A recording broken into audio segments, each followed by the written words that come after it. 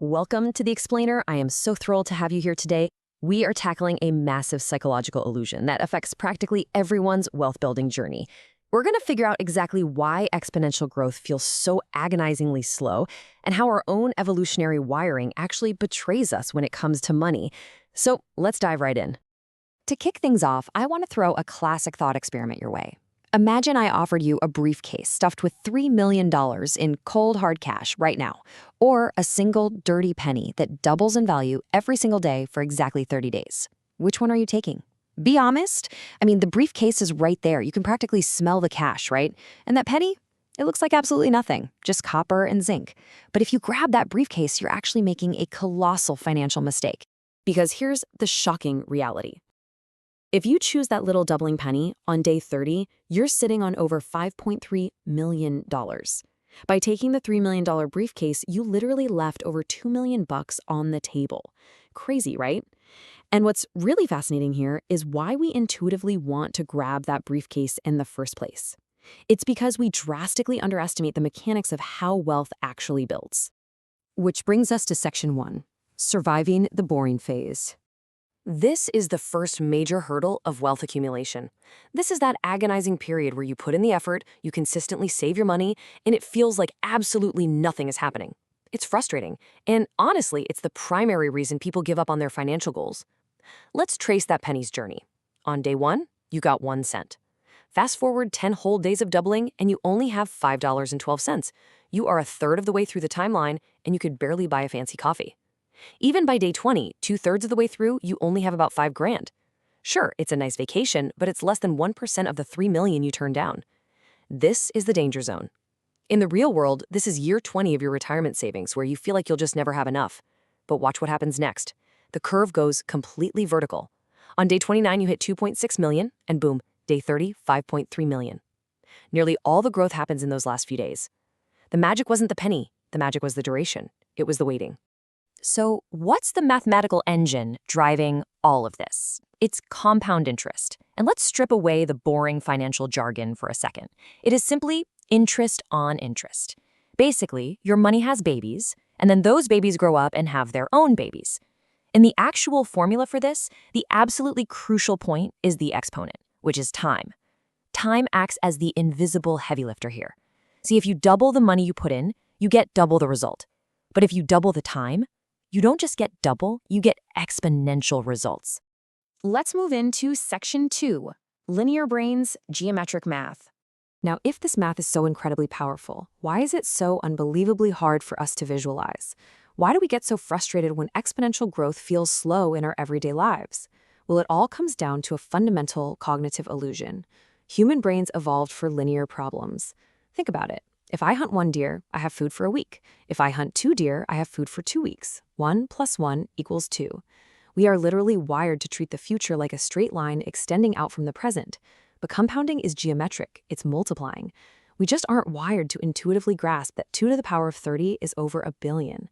We assume that if we saved $5,000 in our first 10 years, we'll save another $5,000 in the next 10. But compounding bends that line upwards like a hockey stick. The absolute biggest threat to your financial health isn't a market crash. It's your own brain getting bored during the flat part of the curve. All right, on to section 3, the scars of economic shocks. Unfortunately, we aren't just battling our biology and our linear wiring, we're also fighting the deep psychological trauma left by previous economic downturns. There's this fascinating academic study out of UC Berkeley that mapped out what researchers call experience-based learners. These are folks who had unlucky early life experiences, specifically living through times of really high unemployment. The data shows these individuals remain irrationally pessimistic about their financial future for decades. They build up what researchers term excess frugality. They consistently underconsume compared to rational learners for almost their entire lives, simply because they're scarred by those early economic shocks. So they might build up more wealth, but out of sheer fear, completely altering their spending trajectory. It's a heavy burden to carry. Next up is section 4, weaponized compounding and debt. So what exactly happens when you end up on the wrong side of this equation? Because, spoiler alert, the exact same exponential hockey stick curve that builds millions can also guarantee total financial disaster. Let's expose the terrifying math of the credit card minimum payment scam. Let's say you owe $10,000 on a card with a 20% interest rate. Now, the bank graciously allows you to pay a minimum of just 2%. That feels manageable, right? Kind of feels like a relief. But if you only make that minimum payment, it's going to take you over 25 years to pay it off. And in that time, you will pay over $14,000 in interest alone. It's wild. The math of the minimum payment leverages slow geometric growth against you. It is specifically designed to keep you hovering in the flat part of the curve, where your balance never really goes down, but the interest just keeps generating revenue for the bank. Albert Einstein reportedly called compound interest the eighth wonder of the world. He said, "He who understands it earns it, he who doesn't pays it." Hit the nail on the head, right? When you hold high interest debt, you are the doubling penny for the banks. Your debt is having babies, and those babies are having babies, and it's all working against you. Let's pivot to some solutions in Section 5, automating your financial future. Okay, so how do we fix this? How do we overcome our linear brains and actually use this math to buy back our freedom? First things first, we absolutely must respect the immense cost of delay. Consider this comparison between Sarah and Mike. Sarah starts investing early, puts in $5,000 a year for just 10 years, and then she completely stops. Mike waits 10 years to start, but then he invests $5,000 a year for 30 years straight. So who has more money at retirement? Believe it or not, Sarah wins. Even though Mike invested 3 times as much cash out of his pocket, Sarah's money had those extra 10 years to compound at the end. Her pennies hit that day 30 explosion phase. The absolutely crucial point here is that your early dollars are your most valuable assets, simply because they have the longest runway to compound. So let's lay out the uncompromising math required to actually buy back your time in a single decade. Step 1. Define your target. Let's say you need $3,000 a month. Using the 4% safe withdrawal rate rule of thumb, you need a portfolio mass of exactly $900,000. Step 2. Factor in real returns. Sure, broad markets might return 10%, but after inflation and fees, you're realistically looking at an actual 7% real return. Step 3. Automate contributions.